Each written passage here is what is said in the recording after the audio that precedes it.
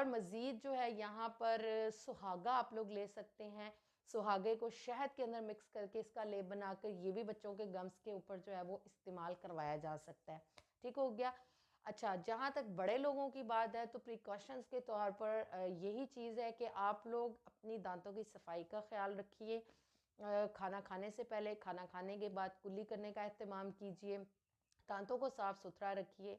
अच्छी डाइट लीजिए। इसके अलावा अगर आप लोगों को मसूड़ों का जो है वो प्रॉब्लम हो रहा है और मसूड़े जो हैं वो सूजन का शिकार हैं और उसमें तकलीफ़ होती है, तो यहाँ पर मैं आप लोगों के साथ एक रेमेडी जो है वो शेयर करती हूँ। उसके लिए आप लोगों ने क्या करना है, राई ले लेनी है, तेज़पात ले लेना है और उसके साथ आप लोगों ने अजवाइन देसी ले लेनी है। ठीक है जी।